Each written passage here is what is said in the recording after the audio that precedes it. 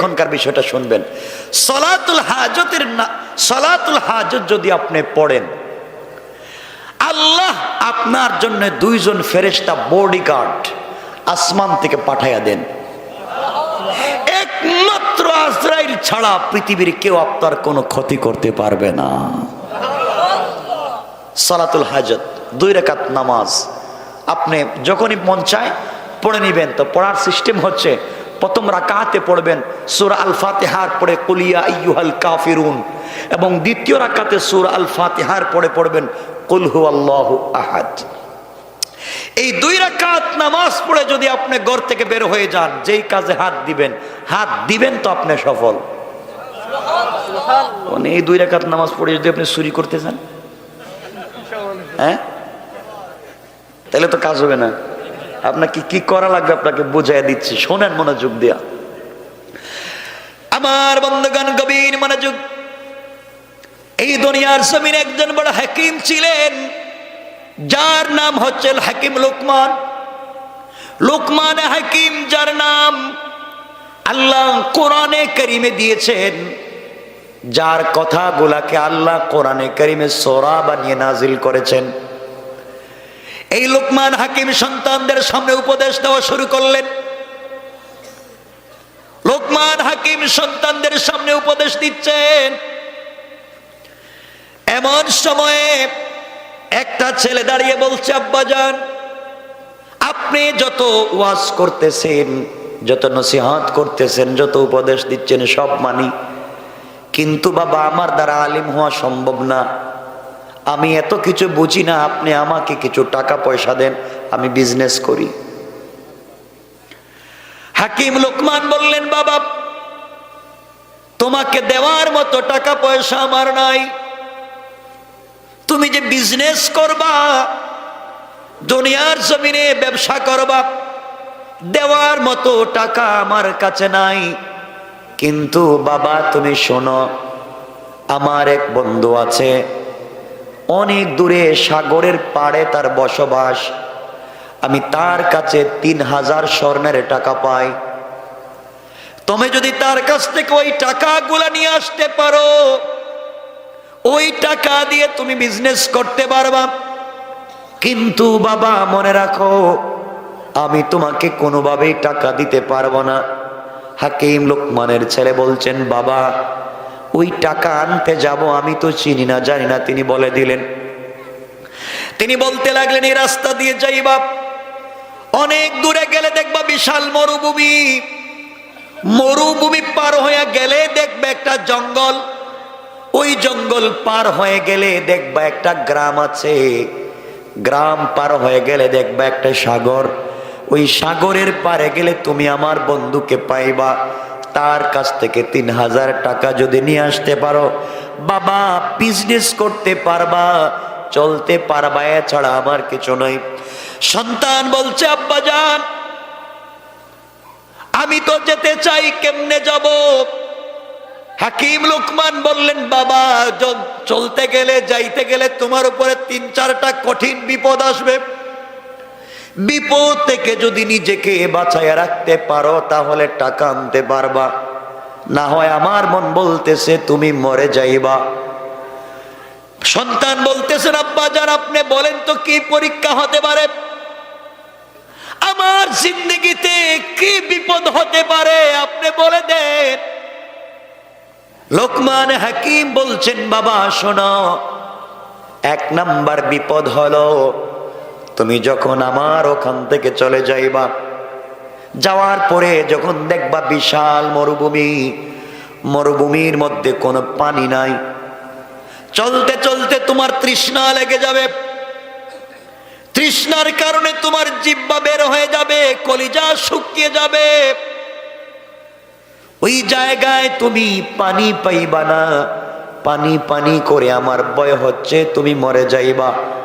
ওই সময় বাবা তোমাকে বলি, যত বিপদ আসুক না কেন, ঘর থেকে যখন তুমি বের হয়ে যাইবা, 2 রাকাত সালাতুল হাজত পড়ে যদি বের হয়ে যাও, আল্লাহ সকল বিপদ থেকে তোমাকে হেফাজত করে দিবে।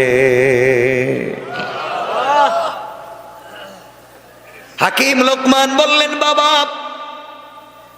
তুমি যখন মরুভূমিতে যাইবা, মরুভূমিতে যাওয়ার পরে দেখবা বিশাল ধৌত মরুভূমি, পানি নাই। পানির জন্যে তুমি যখন হাহাকার করবা, পানি পাওয়া যাবে না, ওই সময় তুমি 2 রাকাত সালাতুল হাজত পড়ে নেবা। হাজতের 2 রাকাত নামাজ পড়ে নেবা। সালাম ফিরাইয়া ডান দিকে তাকাবা। ডান দিকে তাকাইয়া দেখবা সুন্দর একটা জঙ্গল। ওই জঙ্গলের ভিতরে তুমি প্রবেশ করবা। প্রবেশ করার পরে দেখবা শক্ত একটা পাথরের ভিতর থেকে ঝর্ণার মতো ঠান্ডা পানি পড়ে যায়। ওই পানি তুমি পান করবা। তোমার পাত্রের ভিতরে, ব্যাগের ভিতরে বেশি করে পানি নিবা। পানি নিয়ে তুমি যখন বের হবা, ঠান্ডা পানি পান করার কারণে তোমার শরীরে ক্লান্তি আসবে। ক্লান্তি আসলে তুমি ঘুমানোর প্রয়োজন হবে, বিশ্রামের প্রয়োজন হবে। মরুভূমির ভিতরে কোনো গাছ তোমার চোখে পড়বে না। আবার তুমি 2 রাকাত সালাতুল হাজত পড়ে নিবা। সালাতুল হাজত পড়ে আল্লাহর কাছে যখন দোয়া করবা, পিছন দিকে তাকাইয়া দেখবা একটা বট গাছ। সুবহানাল্লাহ বললেন না? বট গাছের নিচে অনেক সুন্দর ছায়া। তোমার মন চাইবে ওই ছায়ায় তুমি যেন বিশ্রাম নাও। কিন্তু বাবা মনে রাখবা, আমার মন বলতেছে তুমি যদি গাছের গোড়ায় বিশ্রাম নিতে যাও, বিপদে পড়ে যাবা। গাছের গোড়ায় বিশ্রাম নিতে গেলে কঠিন বিপদের সম্মুখীন হয়ে যাইবা। আমার ভয় হচ্ছে তুমি মরে যেতে পারো, কোন বিষাক্ত সাপ তোমাকে মেরে ফেলতে পারে। কিন্তু বাবারে, তুমি যদি বট গাছের গোড়ায় কোনো বৃদ্ধ লোককে পাও, ওই লোকের কাছে তুমি পরামর্শ চাইবা।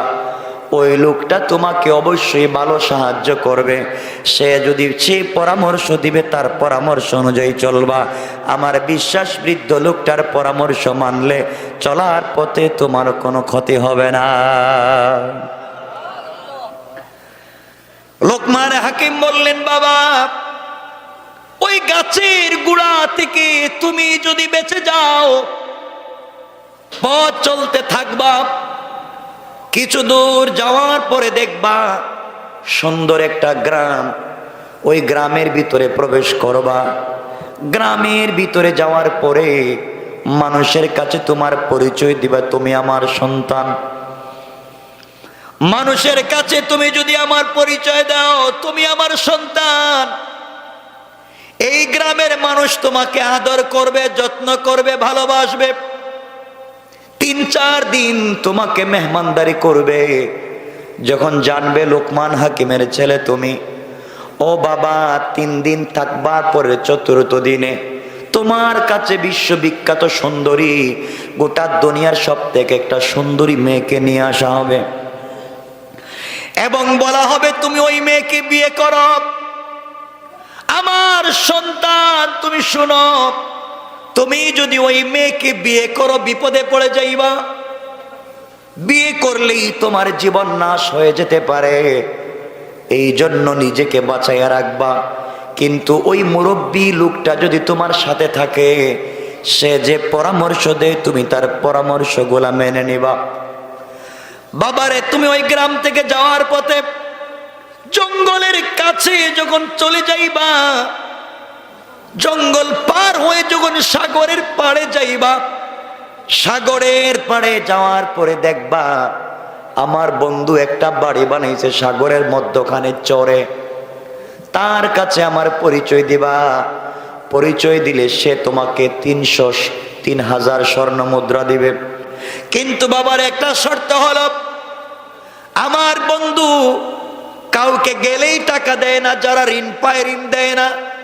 একটা শর্ত হলো, 1 রাত্র তার বাসায় থাকতে হয়। আর যারা এই রাত্র বেলা থেকে যায়, সকালবেলা মরে যায়। আমি চিন্তা করতেছি, তুমি যদি টাকা আনতে চলে যাও, ওই বেচারার কাছে গেলে টাকা তো দিবে না, রাত্র থাকা লাগবে। রাত্র থাইকা যদি সকালে বাঁচো, টাকা নিয়ে আসবা। কিন্তু বাবা মনে রাখবা, আমার ভয় হচ্ছে তুমি না জানি মরে যাও, আর ওই মুরব্বী যদি সাথে থাকে তার পরামর্শ নিয়ে চলবা, সকল সময় বিপদ থেকে বাঁচবার জন্যে 2 রাকাত সালাতুল হাজত পড়বা। আমার বিশ্বাস আল্লাহ তোমাকে হেফাজত করবেন। কোন সুবহানাল্লাহ। কথা কি আমার বুঝতেছেন আপনারা? না কষ্ট হচ্ছে আপনাদের? আমার মুসলমান বন্ধুগণ, এক পর্যায়ে হাকিম লোকমান সন্তানকে উপদেশ দিলেন। এই সন্তান যখন সকালবেলা একদিন বাবার কাছ থেকে বিদায় নিলেন, লোটার মধ্যে পাত্রের মধ্যে পানি নিলেন,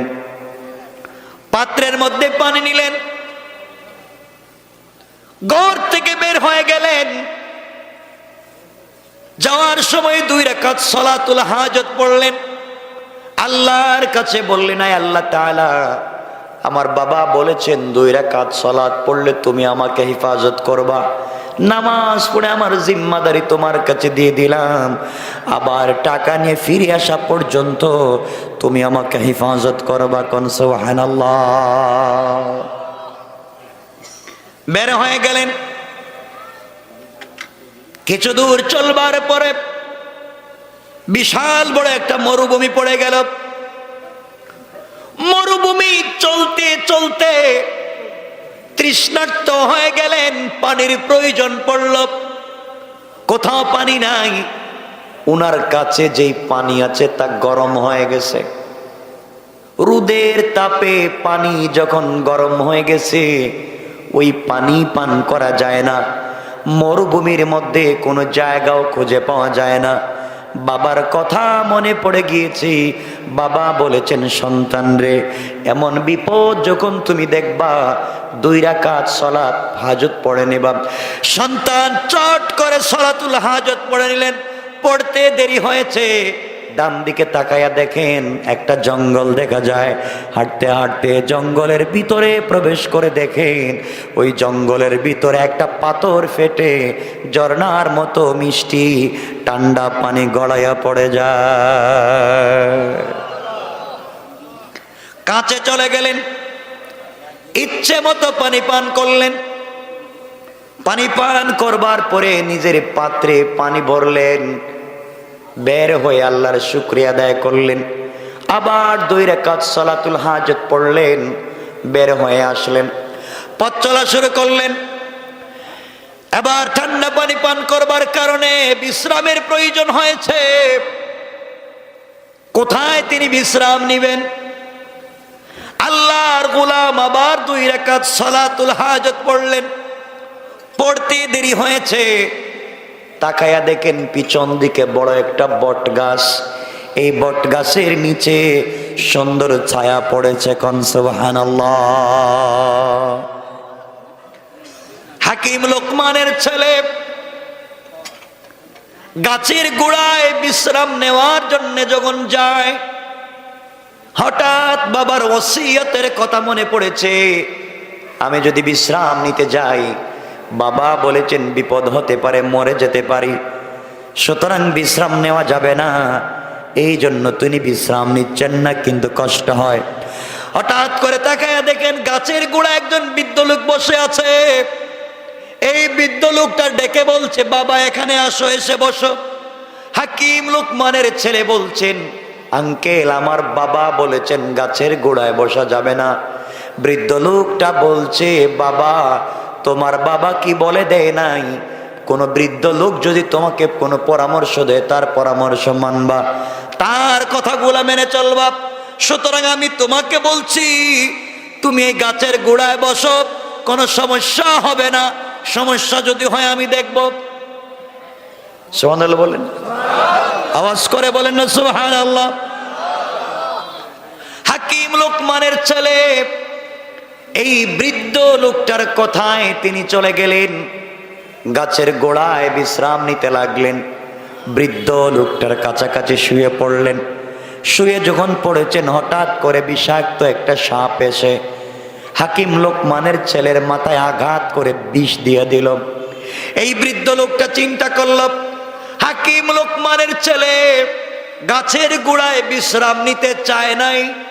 আমি তাকে বলেছি এখানে বিশ্রাম নেওয়ার জন্যে, এখন যেহেতু সাপ কেটেছে তার তো বিপদ হয়ে গেল। সাপকে ধরে ফেললেন, ধরে তিনি সাপকে বললেন যেখান থেকে বিষ দিয়েছিলে ওখান থেকে নিয়ে যা।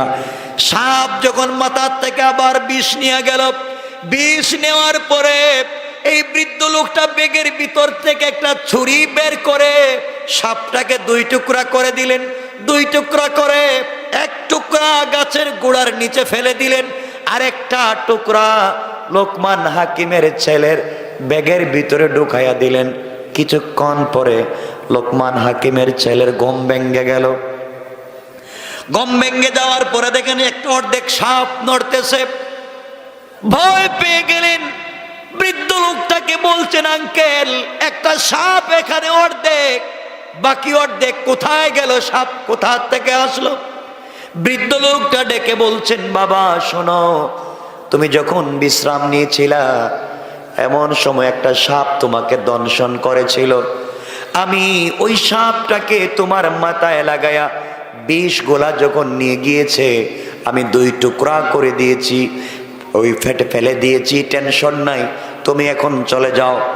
হাকিম লোকমানের ছেলে 2 রাকাত নামাজ পড়লেন সালাতুল হাজাত, আর আল্লাহর কাছে ডেকে বলছেন আল্লাহ তাআলা নামাজের কারণে তুমি আমাকে এই বিষাক্ত সাপ থেকে বাঁচায়া দিলা। মুরব্বী ডেকে বলছেন বাবা তুমি কোথায় যাইবা? হাকিম লোকমানের ছেলে বলছেন আঙ্কেল আমার বাবা বলেছেন সামনে যে গ্রাম, ওই গ্রাম পার হয়ে গেলে যে সাগর, সাগরের পারে এক বাবার বন্ধু আছে, তার কাছ থেকে 3000 স্বর্ণ মুদ্রা লাগবে, এই জন্য যাই। কিন্তু আঙ্কেল আমার ভয় হয়, রাস্তায় চলার পথে না জানি কোনো বিপদ চলে আসে। আপনি যদি আমার সঙ্গে সফরের সাথী হয়ে যান, আমার সঙ্গে যদি সফর করেন, আপনার পরামর্শ নিয়ে আমি চলবো।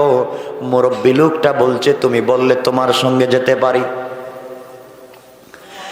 লোকমান হাকিমের ছেলে বৃদ্ধ লোকটাকে নিয়ে চলতে লাগলেন। কিছু দূর যাওয়ার পরে যে গ্রাম পাইলেন, ওই গ্রামের ভিতরে গিয়ে নিজের পরিচয় দিলেন। নিজের পরিচয় দেওয়ার পরে মানুষ তাকে আদর করলো, যত্ন করলো, ভালো করে খাওয়ালো, মেহমানদারি করলো। কারণ বড় হুজুরের ছেলে এসেছেন, পীর সাহেবের ছেলে এসেছেন, সবাই আদর করলো, ভালোবাসলো। 3 দিন পার হয়ে যাওয়ার পরে 4র্থ দিনে এলাকার লোকেরা মিলে গোটা দুনিয়ার বিশ্ব সুন্দরী একটা মেয়েকে তারা ধরে নিয়ে আসলো। এসে বলছে বাবা তুমি লোকমান হাকিমের ছেলে, এই মেয়েটা বিশ্ব সুন্দরী, তোমার কাছে বিয়ে দিতে চাই, তুমি রাজি হয়ে যাও। লোকমান হাকিমের ছেলে মেয়েটার চেহারার দিকে তাকায় আশ্চর্য হয়ে গেলেন। দুনিয়ার ভিতরে মানুষ কি এত সুন্দর হতে পারে? এত সুন্দরী কি মেয়েরা হতে পারে? তিনি চিন্তা করলেন আমি যদি বিয়ে না করি অন্য কোন ছেলে তো এই মেয়েটাকে বিয়ে করে ফেলবে। তিনি বিয়ে করার সিদ্ধান্ত নিলেন। হঠাৎ করে বাবার ওসিয়তের কথা মনে পড়ল। হাকিম লোকমান বলেছেন 3 দিন থাকবার পরে 4র্থ দিনে এই এলাকার মানুষ তোমার কাছে একটা মেয়ে বিয়ে দিতে চাইবে। ওই মেয়েটাকে তুমি বিয়ে করবা না, বিয়ে করলে কঠিন বিপদের মুখোমুখি হয়ে যাবা। তিনি বিয়েতে রাজি হতে চাইলেন না।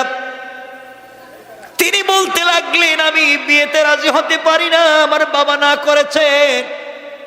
আমি যদি বিয়েতে রাজি হয়ে যাই, বাবা বলেছেন বড় কোনো বিপদ হয়ে যাবে, এই জন্য রাজি হব না। সবাই যখন মেয়েটাকে নিয়ে চলে গিয়েছে, হাকিম লোকমানের ছেলে নিজেকে বোঝাতে পারলেন না। এত সুন্দরী মেয়েটাকে আমি বিয়ে করলাম না, এমন সুন্দরী মেয়ে তো বিশ্বের মধ্যে পাওয়া যাবে না। লোভ সামলাতে পারতেছেন না, আবার বাবার ওসিয়ত ভঙ্গ করতে পারতেছেন না। চিন্তা করলেন, বাবা বলেছেন সকল কাজে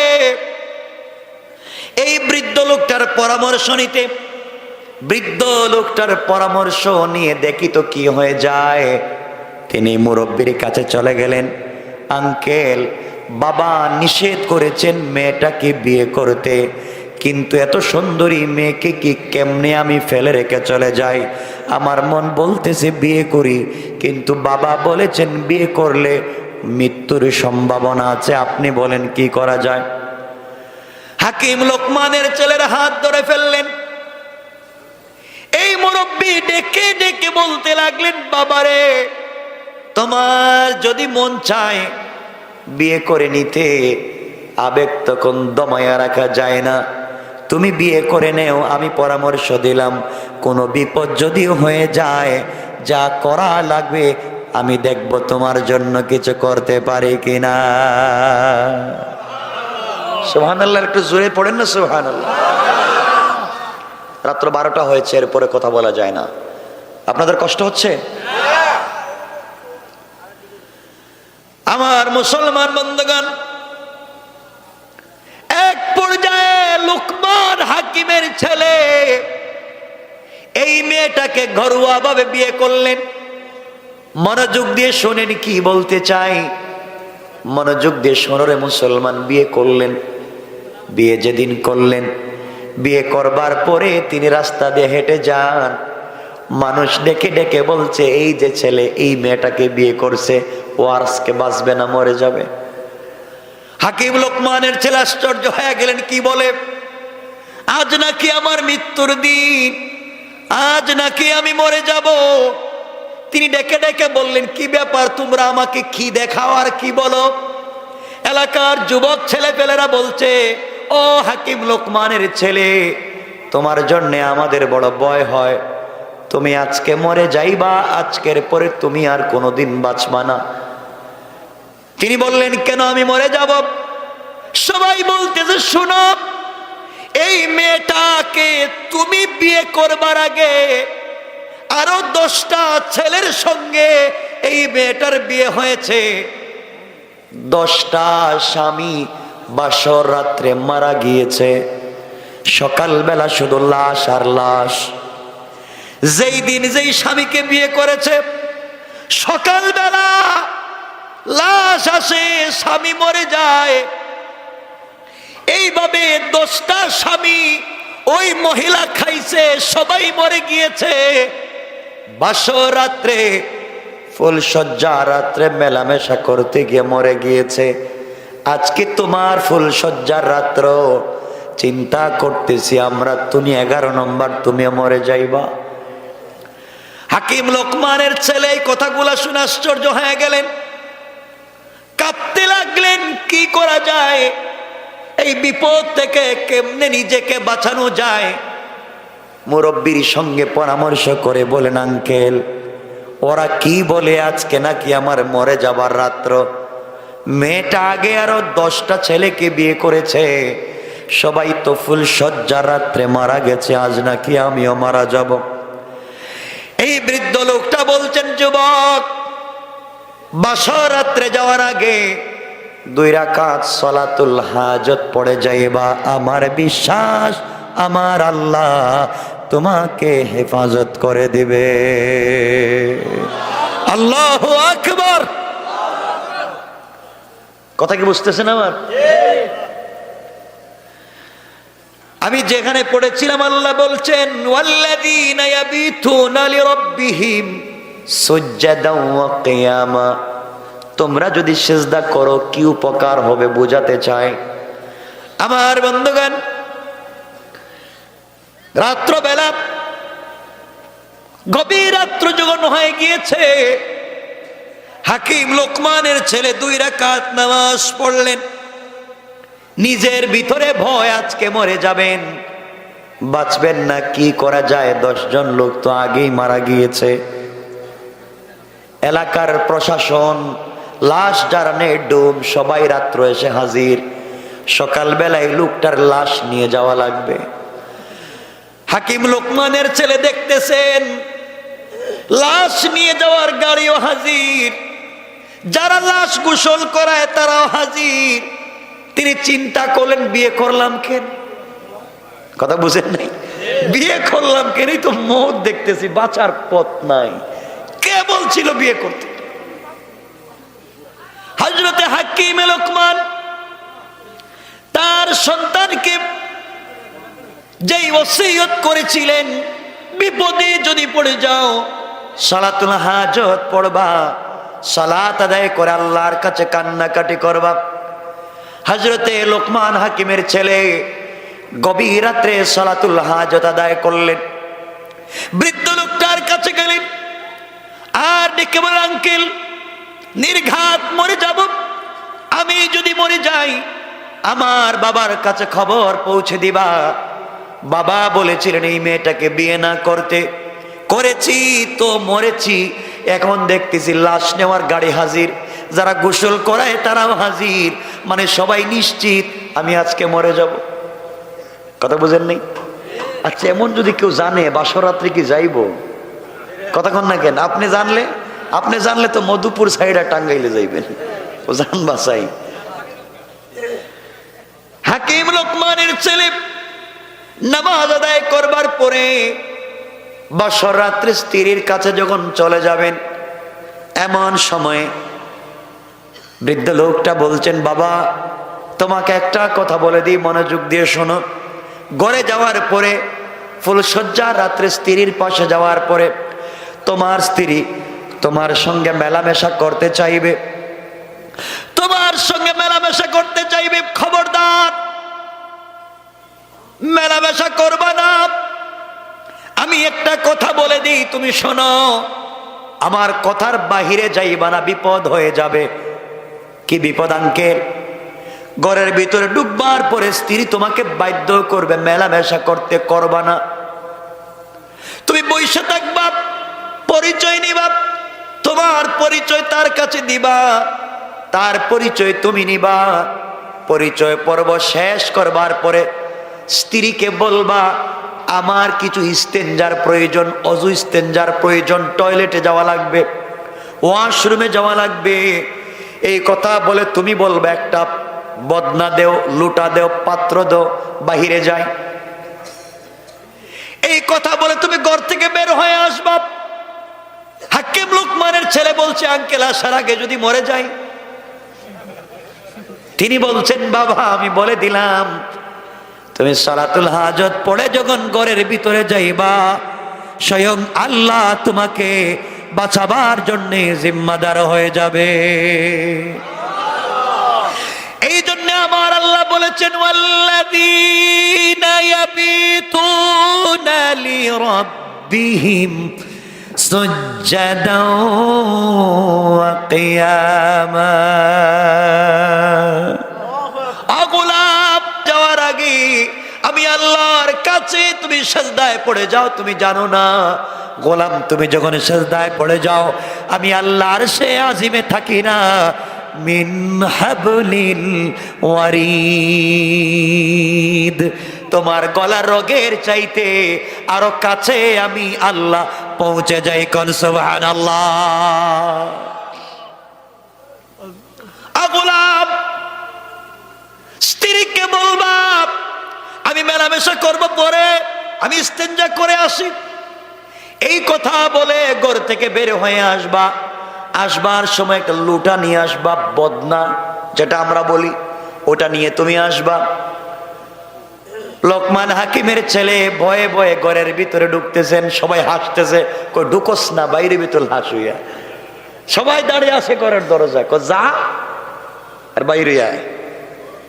ভয় পাচ্ছেন তিনি। ঘরের ভিতরে ঢুকে পড়লেন, স্ত্রী বসে আছেন। এত বিশ্ব সুন্দরী একটা মেয়ে, তার ভিতরে এমন কি জিনিস আছে যার কারণে সবাই মরে যায়? হাকিম লোকমানের ছেলে কাছে গেলেন, সালাম বিনিময় হলো, পরিচয় পর্ব শেষ হলো। স্ত্রী বলছে, স্বামীর রাত্র তো ছোট, শেষ হয়ে যাবে, ফুলসজ্জা রাত্রে মেলামেশা করতে হয়। হাকিম লোকমানের ছেলে বলছেন, স্ত্রী আমার কিছু ইস্তেঞ্জার প্রয়োজন, বাহির থেকে আসি। কেন? ভিতরে তো ভয়। কথা কন না কেন? ভিতরে ভয়, যদি মরে যাই আমি বাহির থেকে আসি, আমাকে একটা বদনা দেও। স্ত্রী বলে মেলামেশা আগে করো। তিনি বলছেন, না, খবরদার, আমি তোমার স্বামী, কথা দিলাম অবশ্যই মেলামেশা করব, তবে তুমি আমাকে বাইরে যেতে দাও, ওযু ইস্তিনজা করে আসি, কাজ সেরে আসি। অনেক অনুনয় বিনয়ের পরে স্ত্রী যখন তাকে একটা বদনা লুঠা অথবা পাত্র দিয়েছে, পানি দিয়ে ওটা নিয়ে আসলেন। এসে হুজুরকে দেখা জড়াইয়া বলে, হুজুর আল্লাহ আমারে বাঁচাইছে, মরি নাই। সুবহানাল্লাহ বললেন না? আল্লাহু আকবার আওয়াজ করে বলেন, আল্লাহু আকবার। বাঁচাইছে কে? আরো আসতে কোন আল্লাহ। আল্লাহ কইতে পারে না, মনে হইতেছে এই সাইডের সবাই রোহিঙ্গা মনে হইতেছে। রোহিঙ্গাই, হ্যাঁ রোহিঙ্গাই। বাঁচাইছেন কে? আরো জোরে বলেন কে? এটা পারেন জীবনে তো আসতে কোন কেন? আমার বন্ধুগণ বাহিরে আসলেন, বৃদ্ধ লোকটাকে বলছেন, আঙ্কেল আমি তো বাঁচছি, এখন কি করব? যাও তুমি আগে প্রস্রাব করে আসো, প্রস্রাব করে আসো। এই কথা বলে এই হাকিম লোকমানের ছেলেকে দূরে পাঠাইয়া এই বৃদ্ধ লোকটা বস্তার ভিতর থেকে অর্ধেক সাপ, মনে আছে নি না মনে নাই? একটু হাত উঠে বলেন কার কার মনে নাই? ওরে আল্লাহ, ওয়াজ করলাম কারে? আপনারা বাইচা গেলেন আজকে, এই লোক এই অবস্থা হওয়ার কারণে বাইচা গেলেন। আমার জানেন না তো আমি কোন জিনিস, বাইচা গেলেন। আমার বন্ধুগণ হাকিম লোকমানের ছেলে যখন প্রস্রাবে চলে গিয়েছেন, এই বৃদ্ধ লোকটা বস্তার ভিতর থেকে অর্ধেক যে সাপ, মনে আছে? আছে। এই অর্ধেক সাপটা বাইর করে বদনার ভিতরে দিয়েছে। দেওয়ার পরে লোকমান হাকিমের ছেলে যখন আসছে, আসার পরে বলছে, বাবা এখন আমি কি করব? আঙ্কেল আমি কি করব?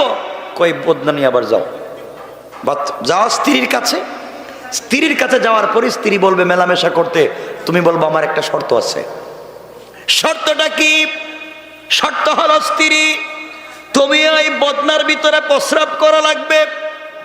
যতক্ষণ পর্যন্ত বদনার ভিতরে প্রস্রাব না করবে আমি তোমার সঙ্গে মেলামেশা করব না। ও মেলামেশা করতে পাগল হবে, তুমি শর্ত দিবা বদনায় প্রস্রাব করো।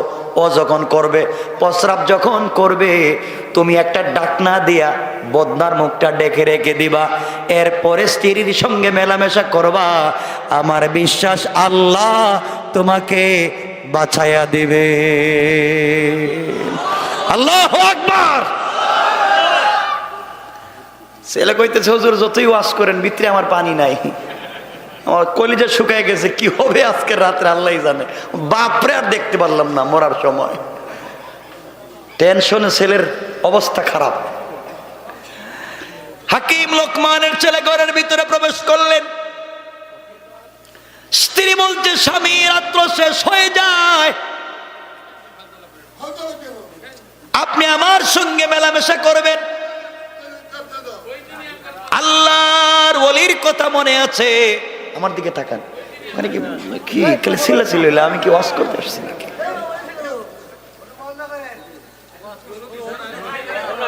শোনেন কথাগুলো শোনেন। আমি তো শুধু আসছি, আমার এই যে হুজুর, আমার আর আব্দুল আলিম ভাই, এরা একবার বাইন্দা বানিয়ে নিয়েছে, নাহলে কি আমি আসতাম? আমার বন্ধুগণ কষ্ট হচ্ছে আপনাদের? আমি তো মাত্র আয়াতের অনুবাদ করে করে যাচ্ছি, আলোচনা তো সব পুরাই রয়ে গেছে। আমার মুসলমান বন্ধুগণ, এক পর্যায়ে স্ত্রী বলছে, স্বামী আমার সঙ্গে মেলামেশা করা লাগবে।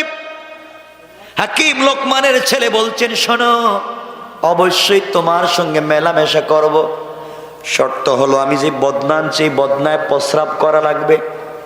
স্ত্রী মানতে নারাজ, রাজি হয় না। এক পর্যায়ে যখন রাজি হয়েছে, বললেন আগে প্রস্রাব করো, এরপরে মেলামেশা করব। স্ত্রী যখন প্রস্রাব করেছে, আল্লাহর ওলি বলেছেন, যুবক রে, প্রস্রাব করার পরে ওই পাত্রটা ডাকনা দিয়া ডেকে দৌড় দিবা আমার কাছে। আমার কাছে সে বদনা রাইকে এরপরে যাইবা। এরপরে আমার বিশ্বাস আল্লাহ তোমাকে বাঁচাইয়া দিবেন। কোন সুবহানাল্লাহ। হুজুর এতক্ষণ কে আমি বাসুম? যাও। হাকিম লোকমানের ছেলে প্রবেশ করলেন। স্ত্রী বলতে, স্বামী রাত্র কাটায় লাভ নাই, তিনি বললেন, আমি জানি তোমার কাছে 10 জন শেষ, আমি 11 নম্বর। এত তাড়াতাড়ি বিপদে পড়তে চাই না। স্ত্রী বলে, স্বামী আপনি যাই বলেন, মরে কেন আমি নিজেও জানি না, আমিও তো জানি না। একটা স্বামীকে বাসর রাত্রের পরের দিন জিন্দা পাই নাই, অপরাধ আমার না, আমিও তো জানি না কি হইছে। হাকিম লোকমানের ছেলে বললেন, প্রস্রাব করো। স্ত্রী যখন প্রস্রাব করেছে, প্রস্রাব করবার পরে ডাক না দিয়ে বদনাটাকে ডেকে স্ত্রীকে বললেন, থামো, আসতেছি। এই কথা বলে ঘর থেকে বের হয়ে আসছেন। আল্লাহর ওলির সামনে বদনা দিয়েছেন। আল্লাহর ওলি বলছেন, বাবা বদনাটা তুমি ঢালো, উল্টাও। বদনা উল্টানোর সাথে সাথে দেখা যায় ওই অর্ধেক সাপ আরো কালো কালো 2টা বড় বড় বিষাক্ত সাপ। ছেলে ভয় পেয়ে গেছে, চিল্লানো শুরু করছে, হুজুর বদনা আমি খালি নিয়ে গেলাম, আনলাম, সাপ আসলো কোত্থেকে? আল্লাহর ওলি এবার বলছেন, বাবা থামো, ভয় পাইও না। বলি, তুমি যেদিন গাছের গোড়ায় শুইছিলা, ওই দিন তোমাকে যেই সাপ দংশন করেছিল, অর্ধেক সাপ রাস্তায় ফেলে দিয়েছিলাম, তুমি দেখেছো। অর্ধেক সাপ বস্তার ভিতরে রেখে দিয়েছি। তুমি আমাকেও চিনো না, আমি কে জানো না। আমি শুধু তোমাকে পরামর্শ দিচ্ছি, শোনো। এই অর্ধেক সাপটা রেখে দিয়েছিলাম, আমি বুঝতে পেরেছিলাম ঘটনা কি। তোমার ওই লোটার ভিতরে, ব্যাগের ভিতর থেকে অর্ধেক সাপ দিয়ে দিয়েছিলাম। ওটা নিয়ে তুমি যখন গিয়েছিলা আর স্ত্রীকে বলেছো প্রস্রাব করবার জন্যে, স্ত্রী যখন প্রস্রাব করতে আসছে, স্ত্রীর পেটের ভিতরে 2টা বিষাক্ত সাপ ছিল। তারা যখন বদনায় দেখেছে আরেকটা সাপ জিদ লেগেছে, ওইটাকে মারবার জন্যে তারা বাহির হয়ে গেছে। আর তুমি ওটা নিয়ে আমার কাছে চলে এসেছো। বাবারে, যারাই ওই মেয়ের সঙ্গে মেলামেশা করতে যায়, ওই 2টা সাপ দংশন করে তাদেরকে মেরে ফেলতে, হত্যা করে দিত। এখন তুমি চলে যাও, চলে যাও, সাপ বের হয়ে আসছে, তোমাকে আর মারতে পারবে না। হুজুর আপনার পায়ে ধরি, দরকার নেই যাওয়ার। আর 2টা আসছে, আরো কয়টা আছে আল্লাহ জানি, আমার আপনি বাঁচান, আমি আর এখানে নাই। আল্লাহর ওলি বলছেন, আমি বলছি তুমি যাও। বৃদ্ধ লোকটা বলছেন, আমি বলছি তুমি যাও, কিছু হবে না। হুজুর সাপ আসলো কোত্থেকে? কোত্থেকে আসছে? বৃদ্ধ লোকটা বলছেন, সব আমি জানি বুঝি কোত্থেকে আসছে, কেন আসছে, তোমার এত কিছু জানার দরকার নাই। এখন তোমার ওয়াইফ একবারে সুস্থ, তোমাকে আর কেউ মারবে না, সকালবেলা মরবে না, যাও। হুজুর ঠিক কইছেন তো, কিন্তু আমার ভয় হইতেছে। আল্লাহর ওলি বলছেন, যদি ভয় হয় 2 রাকাত সালাতুল হাজত পড়ে যাও। না সুবহানাল্লাহ, এটা পকেটে রেখে দেন, কেমন? হাকিম লোকমানের ছেলে সালাতুল হাজত 2 রাকাত পড়লেন, স্ত্রীর ঘরে ঢুকে গেলেন, মেলামেশা করলেন। এক পর্যায়ে তো ঘুমিয়ে পড়লেন। যারা গাড়ি নিয়ে এসেছিল লাশ আনার জন্য, যারা ডুম আসছিল, ডুম তো চিনেন, যারা লাশ কাটে, লাশ বের করে, সকালবেলা কেউ দরজা খুলে না। মনে করছে আগে তো 1 জন মরছে, আজকে মনে 2 জন মরছে। কেউ দরজা খোলে না কেন? ওরা দরজা ভেঙ্গে ঘরের ভিতরে ঢুকছে। ঢুকে হাকিম লোকমানের ছেলে তো ঘুমিয়ে আছেন, পায়ে ধরে টানে, মরা লাশের পায়ে ধরে টানে। যখন টানতেছে উনি উঠে গেছেন। কিরে আমার পায়ে ধরে টানোস কেন? তুমি মরো নাই? আমার পায়ে ধরে টানো কেন তোমরা? প্রত্যেক দিন তো মরে, তুমি দেখি মরলা না। সুবহানাল্লাহ বলবেন না? মরে যায় মানে কি? আমি মরতাম কেন? এরা ভয় পাইছে, কয় মরা লাশ দেখতেছে, কথা কয়। এরা বাইরে চলে গেছে। হাকিম লোকমান ছেলে সুস্থ হয়ে গেলেন। স্ত্রী বলছে, স্বামী আপনি তো আজকে বেঁচে গেলেন, কেমনে কি কিছুই বুঝলাম না। আমার বন্ধুগণ, সংক্ষেপ করে কথা বলি। এক পর্যায়ে সবাই বলতে লাগলো, মনে হয় হাকিম লোকমানের ছেলে কোনো হেকমতের কারণে, হুজুর মানুষ তো ব্রেইনের খেলা দিয়া, কারণ হুজুরের মায়ের কোন রাত্রে, হ্যাঁ এখন বুঝছেন, শেষ রাত্রে। এই জন্য মনে হয় কোন কাজ করে বেঁচে গেছে তাবিজ কবজের মাধ্যমে। না না, এখানে তাবিজ কবজের কিছু নাই, বাঁচাইয়া দিয়েছেন কে? আওয়াজ করে বলেন কে? তাবিজ কবজের কিছু নাই। আপনারা তো দৌড়ান তাবিজের পিছনে, কবজের পিছনে। আল্লাহ বলছেন দৌড়াও আমার দিকে, আপনারা দৌড়ান তাবিজের দিকে। আজকালকে মসজিদের এমন ইমাম পাওয়া যায়, তিনি তাবিজ দেন, গার্লফ্রেন্ড আর বয়ফ্রেন্ড আরেক বেচারার মেয়ে বিয়েতে রাজি না করে তাবিজ করে রাজি কর। কথা বলেন না কেন? মা বাবা বিয়েতে রাজি না, তাবিজ করে, জাদু টুনা করে, কুফরি কালাম করে। আর কিছু স্ত্রী আছে, স্বামী থাকেন বিদেশে, স্ত্রী আইসা ইমাম সাহেবের কাছে, বড় হুজুররা ক হুজুর আমার স্বামী থাকে বিদেশে, আপনি একটা গরম তাবিজ দেন। কেমন তাবিজ? গরম তাবিজ দেন, স্বামী যা ইনকাম করে টাকা পয়সা শুধু আমারে দেও, খালি আমারে দেও। কথা কন না কেন? হুজুর কয় আছে একটা গরম তাবিজ দিতেছি, কিন্তু 500 টাকা বেশি দেওয়া লাগবে। 500 টাকা বেশি দিলে গরম তাবিজ দিতেছি। এমন গরম তাবিজ দেয়, বাবা ছেলে সম্পর্ক নাই, মা মেয়ে সম্পর্ক নাই, বাইয়ে বাইয়ে সম্পর্ক নাই, ঘরের ভিতরে শুধু মারামারি কাটাকাটি। আছে না নাই? এমন তাবিজ যদি কোন ইমাম সাহেব দেখ, কোরআন সুন্নাহ ছাড়া কুফরি কালাম করে, জাদু টুনা করে, আমি প্রকাশ্য ফতোয়া দিলাম লা শাক্কা ওয়ালা রাইবা, এমন ইমামের পিছনে নামাজ হারাম, নামাজ হারাম, নামাজ হারাম।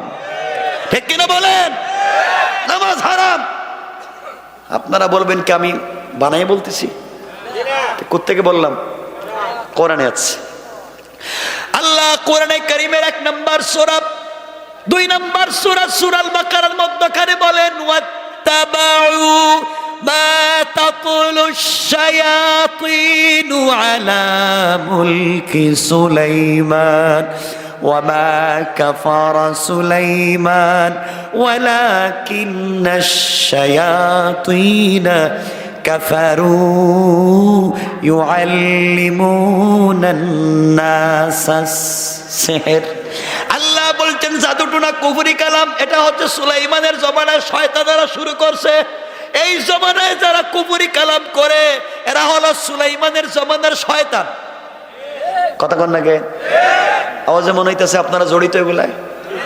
এগুলো আবার সেইতে আরো সমস্যা, এগুলাতে যাইয়েন না, হারাম কাজ।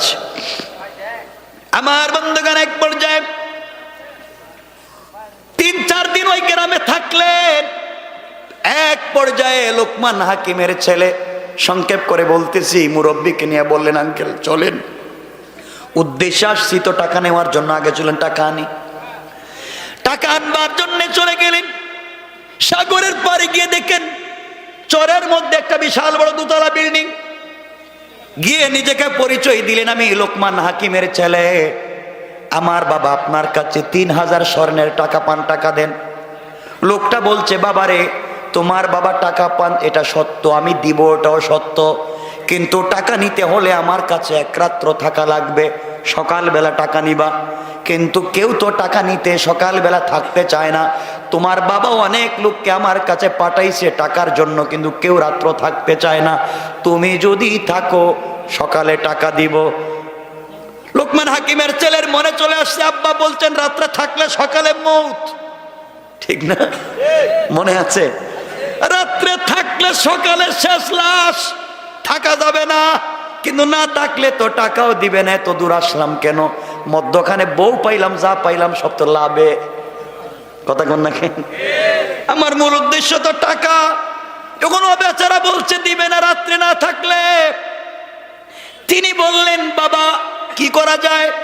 মুরব্বী লোকটা ডেকে ডেকে বলছে বাবারে উদ্দেশ্য তো টাকা, না থাকলে দিবে না, কিন্তু তোমার বাবা বলছে থাকলে তো বাঁচা যাবে না। আঙ্কেল আমার বাবা বলছেন সকল কাজে আপনার পরামর্শ নিতে, আপনি বলেন কি করা যায়? মুরব্বী ডাক দিয়া বলছে বাবারে আমি আছি, তুমি 2 রাকাত সালাতুল হাজত পড়ে নাও, আমার বিশ্বাস এই রাত্রেও আল্লাহ তোমাকে বাঁচাইয়া দিবে। শুধু হাজতের কথাই বলতেছি। আমার মুসলমান বন্ধুদের এক পর্যায়ে রাত্রবেলা 2 জন থাকতে গেলেন। এই বৃদ্ধ লোক যার কাছে টাকা পাওয়া যায় তার 2 তলা বাড়ি, উপরের তলায় সে একা থাকে, 2 রুমে তার 2টা ছেলে থাকে। আর যারা টাকা নিতে আসে ঋণদার, যারা পাওনাদার, এদেরকে নিচতলায় রাত্র থাকতে দেয়।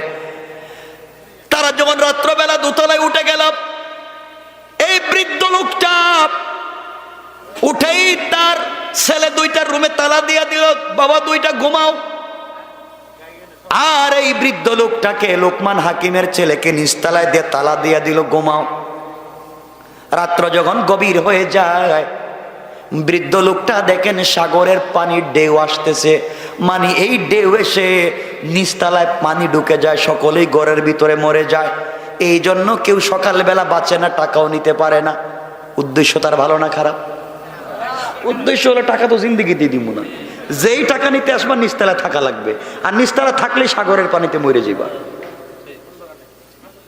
কথা বুঝতেছেন আপনারা? বাঁচে না বিদায় টাকা নেয় না। হাকিম লোকমানের ছেলে ঘুমিয়ে আছেন, বৃদ্ধ লোকটা রাত্রে ঘুম আসে না। হঠাৎ করে রাত্রে দেখেন পানি আসতেছে, পানি আসতেছে ঘরের ভিতরে। লোকমান হাকিমের ছেলেকে বললেন, বাবা ঘুম থেকে উঠো।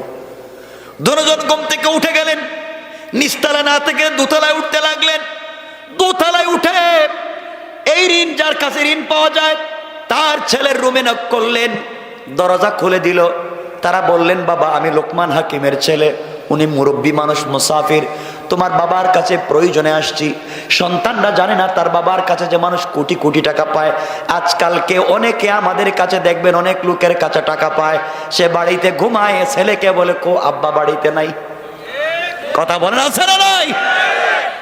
বাবা নাই, আর ঘুমাইতেছে বাসায়।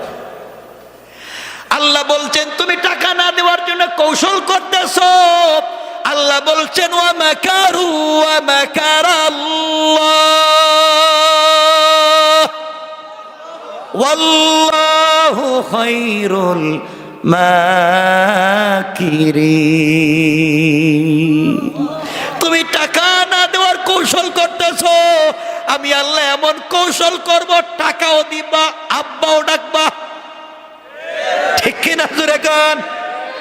এই দুইটা লোক উঠে গিয়েছে, সন্তানের দরজায় নক করে বলছে, ভাই দরজা খোলো। দরজা খুলে দিয়েছে। বাবার এই শয়তানিগুলা সন্তান জানে না।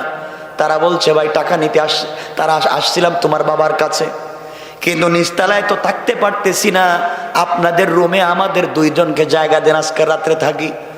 তারা দুই ভাই বলছে, আপনারা মুসাফির, আর লোকমান হাকিমের ছেলে বহুত বড় বুজুর্গের ছেলে, আপনাদেরকে কষ্ট দিতে চাই না, আপনারা দুইজন আমাদের দুই ভাইয়ের বিছানায় থাকেন, আমরা রাত্রে নিচতলায় থাকবো।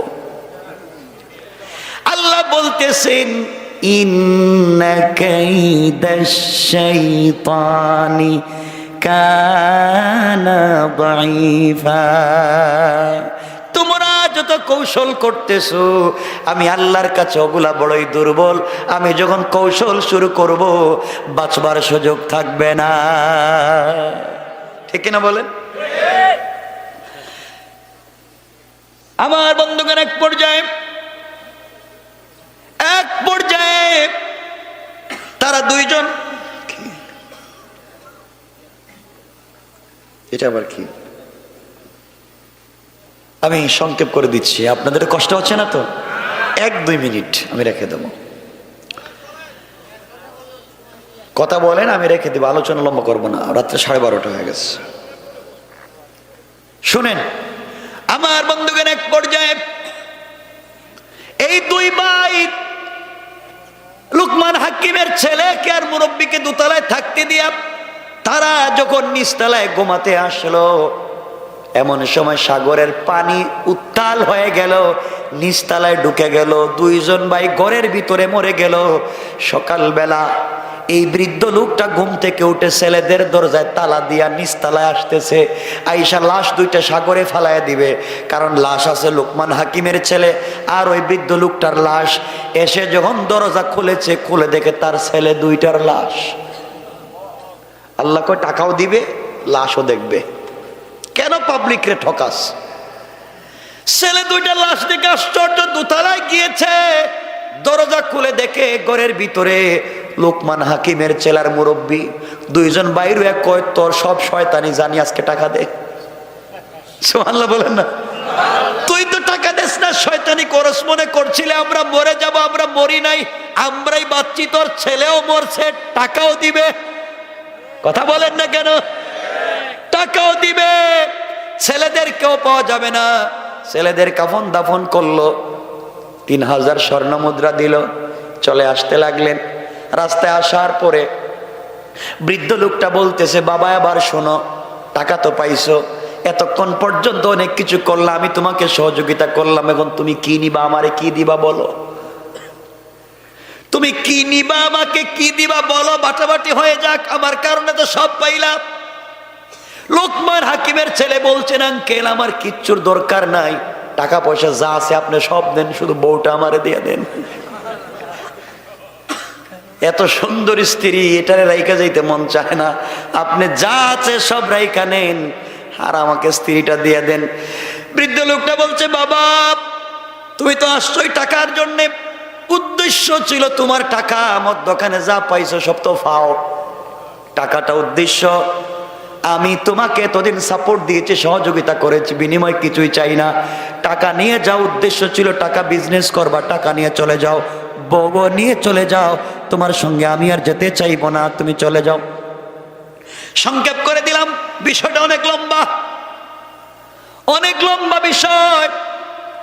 বৃদ্ধ লোকটা এবার বলছে, বাবা তুমি বাড়িতে যাইবা, বাড়িতে গেলে তোমার বাবার কাছে আমার পরিচয় দিও, সালাম দিও। এবার লোকমান হাকিমের ছেলে বলছেন, আঙ্কেল সব কাজে আপনি আমাকে সহযোগিতা করে বাঁচাইয়া দিলেন, শেষ পর্যন্ত বউ থেকেও বাঁচলাম, রাত্রেবেলা মরি নাই, টাকাও পাইলাম, মরি নাই, আপনি তো পরিচয় দিলেন না, আপনার পরিচয় দেন, আপনি কে? আল্লাহু আকবার বলবেন না? এবার বৃদ্ধ লোকটা দাঁড়ায়া লোকমান হাকিমের ছেলের হাত ধরে বলছেন, বাবা তাহলে তুমি শোনো, তোমার বাবা হাকিম লোকমান বুজুর্গ আল্লাহওয়ালা, আল্লাহর কাছে কিছু বললে আল্লাহ শোনেন। তোমার বাবা যে তোমাকে বলেছিল ঘর থেকে বের হয়ে আসার সময় সালাতুল হাজত পড়বার কথা মনে আছে? আছে। তুমি যখন সালাতুল হাজত পড়েছিলা, তোমার বাবা বলেছিলেন আল্লাহ রহমতের ফেরেশতা দিয়ে তোমাকে বাঁচাইয়া দে, এতদিন পর্যন্ত অদৃশ্যভাবে বাঁচাইয়া দে। তোমার বাবার দোয়ার কারণে, আল্লাহ তোমার সালাতুল হাজত নামাজ পড়বার কারণে আমি আল্লাহর রহমতের ফেরেশতাকে মানুষের সুরত ধরাইয়া তোমার হেফাজতের জিম্মাদার বানিয়ে দিয়েছে। আল্লাহু আকবার। আমি তো সালাতুল হাজত তুমি পড়ার কারণে আল্লাহর কাছে দোয়া করেছো, আল্লাহ বাঁচাও, আল্লাহ বাঁচাবার জন্য রহমতের ফেরেশতা আমি মানুষের সুরত ধরাইয়া তোমার জিম্মাদারের জন্য পাঠিয়ে দিয়েছিল। সব জায়গা থেকে তোমাকে বাঁচাইছি, কারণ সব জায়গায় সালাতুল হাজত পড়েছো তো আমি বাঁচিয়ে দিয়েছি। এবার সব পাইছো, তুমি চলে যাও। এবার লোকমান হাকিমের ছেলে সেজদায় পড়ে গেলেন, ডাবল সালাতুল হাজত পড়ে কাঁদলেন আর বলেন, আল্লাহ তুমি যেই নামাজের মাধ্যমে কেমনে বাঁচাইয়া দাও, আর অদৃশ্য ফেরেশতাকে দৃশ্যমান করে হেফাজত করলা, সালাম ফিরাইয়া দেখেন এই বৃদ্ধ লোকটা আর নাই। আমার বন্ধুগণ, এখন লোকমান হাকিমের ছেলে বউ নিয়ে টাকা পয়সা নিয়ে আসতেছেন নি, কথা কন না কেন? কিন্তু আমি রেখা দিলাম, আর সামনে যেতে চাই না। এই কথাই আল্লাহ আমার তেলাওয়াত কিন্তু আলোচ্য আয়াতের মধ্যে বলছেন, ওয়াল্লাযীনা ইয়াবিতুনা লিরাব্বিহিম সুজদাও ওয়া কিয়ামা। গোলাম যদি বিপদে পড়ে যাও, কারো কাছে কিছু চাইতে যাইবা না, সালাতুল হাজত আমার কাছে পড়ো, আমি আল্লাহ ফেরেশতা পাঠাইয়া তোমাকে বাঁচাইয়া দিব। কোন সুবহানাল্লাহ।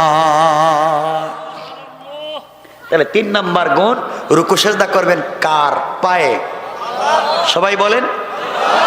4 নাম্বার গুণটা শুধু বলে দেই, আল্লাহ বলছেন 4 নাম্বার গুণ, ওয়াল্লাযীনা ইয়াকুলুনা রাব্বানা ইসরিফ আন্না আযাব জাহান্নাম ইন্না আযাবাহা কানা গারামা।